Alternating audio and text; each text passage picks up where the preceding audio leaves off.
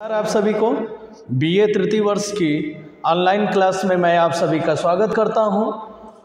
आज हम अमेरिका पर, वो भी खनिज एवं शक्ति संसाधन पर हम विशेष तौर पर अध्ययन कर रहे होंगे और संयुक्त राज्य अमेरिका के खनिज एवं शक्ति संसाधनों की इस कड़ी में पेट्रोलियम उत्पादन पर विशेष तौर पर आज बात करेंगे।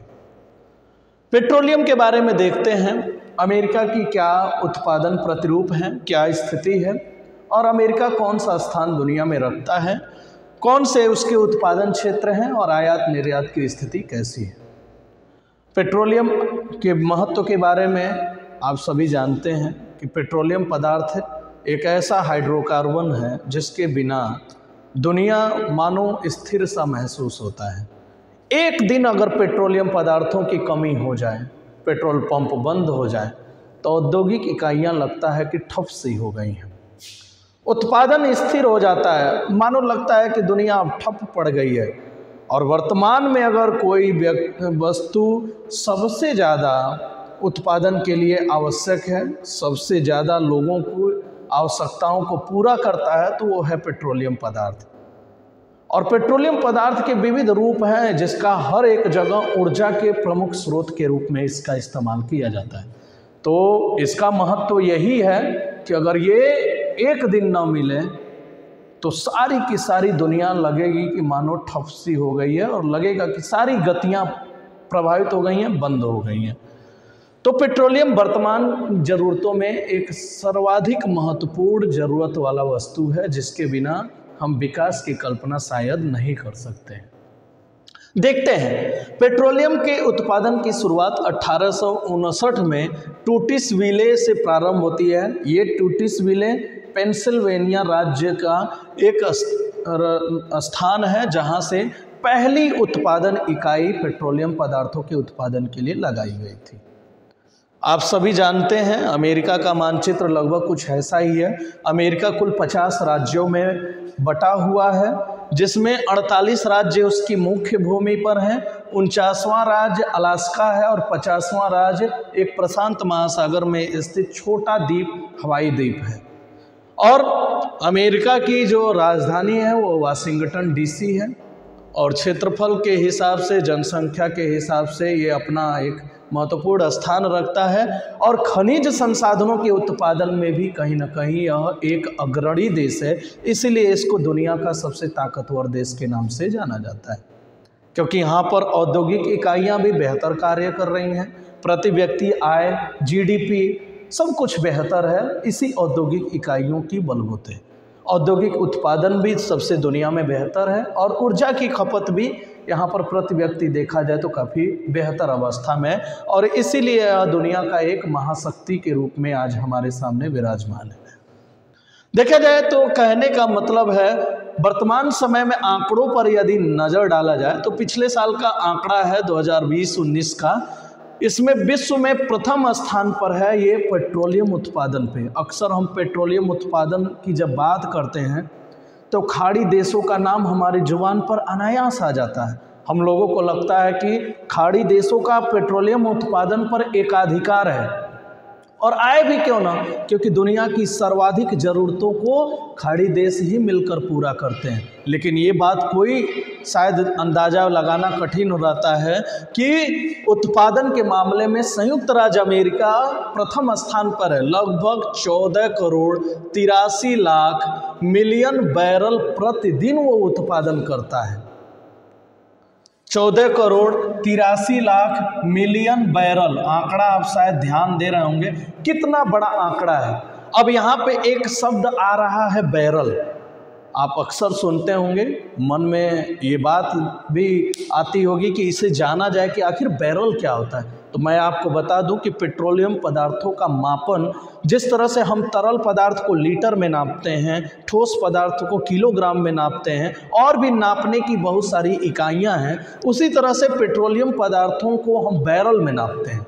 और एक बैरल 42 गैलन के बराबर होता है। और ये 42 गैलन थोड़ा सा और कहीं ना कहीं कन्फ्यूजन ही पैदा करेगा, इसलिए मैं इसको बता देता हूं कि एक बैरल यानी 42 गैलन और 42 गैलन 191 लीटर के बराबर होता है, यानी एक बैरल में कुल 191 लीटर होते हैं।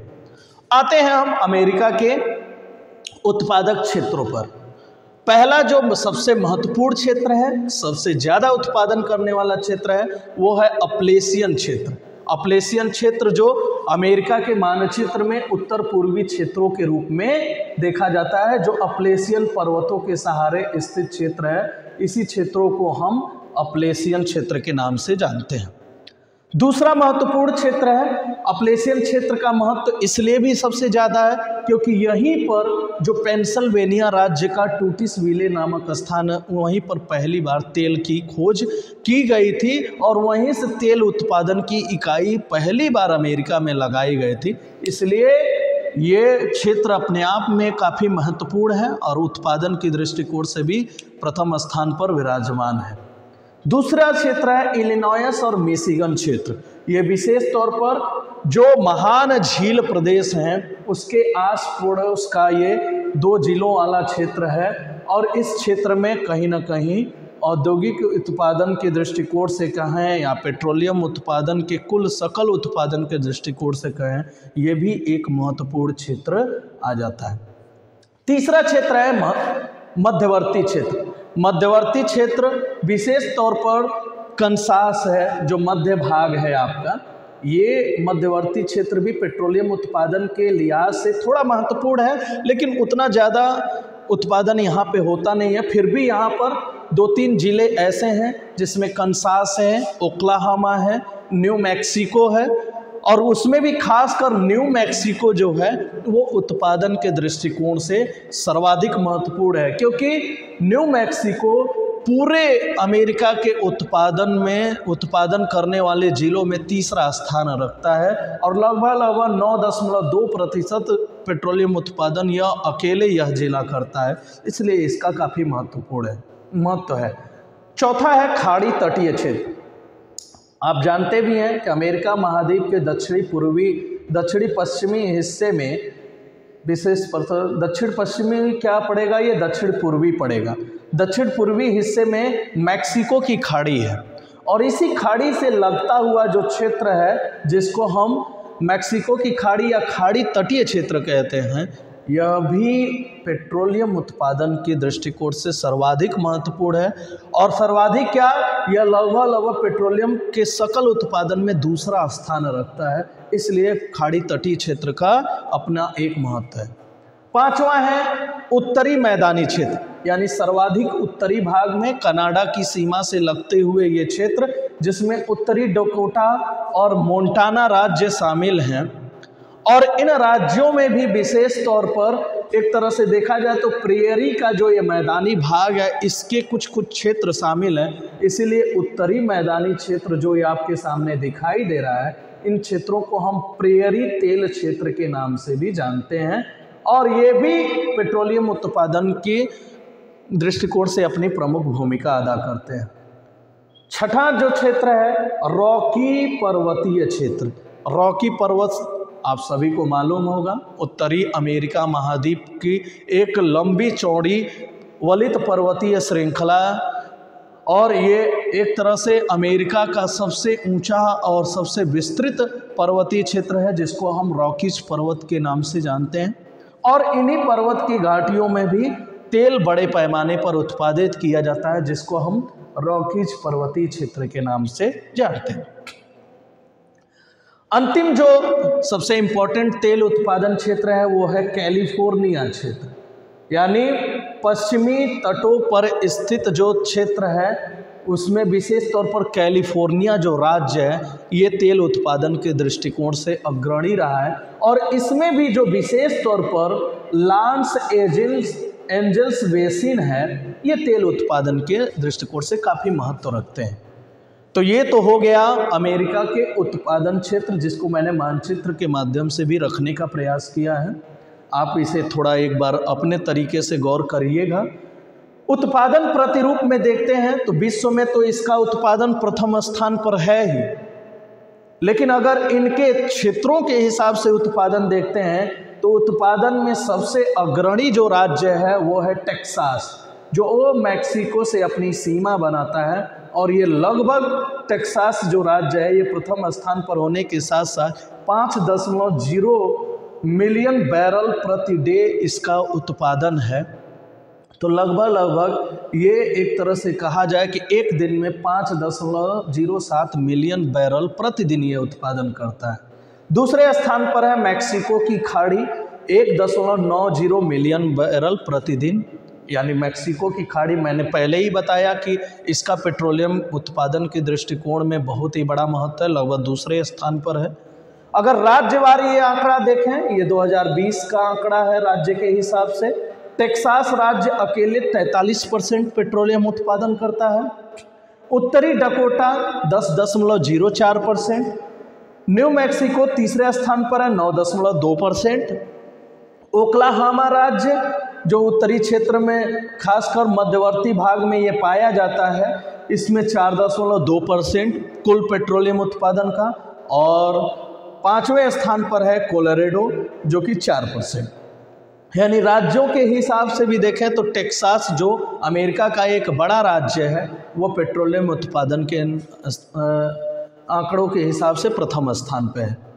अब हम देखते हैं कि आखिर इसका व्यापारिक जो प्रतिरूप है वो कैसा है। तो अमेरिका के बारे में सबसे बड़ी बात है कि भले ही उत्पादन इसका सबसे ज़्यादा हो और ये दुनिया में प्रथम स्थान पर, लेकिन ये पेट्रोलियम निर्यात लगभग ना के बराबर करता है। और इसकी जो सोच रही है दुनिया में वो महाशक्ति बनने वाली सोच ही कही जाएगी। ये पेट्रोलियम उत्पादों का संरक्षण करते हैं ताकि आने वाले भविष्य में आने वाली पीढ़ियों की ज़रूरतों को ज़्यादा से ज़्यादा पूरा किया जा सके। अपने क्षेत्र में स्थित जितनी भी औद्योगिक इकाइयां उनको सुचारू रूप से चलाया जा सके। इसलिए ये निर्यात तो भले कम से कम करते हैं लेकिन आयात ज़्यादा से ज़्यादा करते हैं। ये बड़ी आश्चर्यजनक बात है कि उत्पादन भी ज़्यादा है लेकिन उसके बावजूद आयात कर रहे हैं। आयात में भी सबसे ज़्यादा जो पेट्रोलियम आयात है ये अपने पड़ोसी मुल्क कनाडा से करते हैं, लगभग 49%। 49% तेल केवल ये कनाडा से मंगा लेते हैं। दूसरा स्थान है, ये दूसरा पड़ोसी देश है और ये है मैक्सिको। लगभग 7% तेल मैक्सिको से मंगाया जाता है। 6% खाड़ी क्षेत्र का प्रसिद्ध तेल उत्पादक देश सऊदी अरब, इससे ये मंगाते हैं लोग। रूस जो इनका एक एंटी देश है लेकिन फिर भी इनके साथ ये व्यापार करते हैं और लगभग 6% अपने कुल आयात का जो तेल है वो 6% रूस से ये मंगाया जाता है। और 4% के साथ कोलंबिया, ये दक्षिण अमेरिकी देश है, ये भी तेल उत्पादन के दृष्टिकोण में विश्व में अग्रणी है लेकिन यहाँ से भी 4% तेल आयात किया जाता है। यानी कुल मिलाकर इस संरक्षणवादी प्रवृत्ति के कारण तेल ये निर्यात करने की बजाय आयात करते हैं और इन्हीं तेलों का संरक्षण करते हैं। आज के लिए बस इतना ही, धन्यवाद।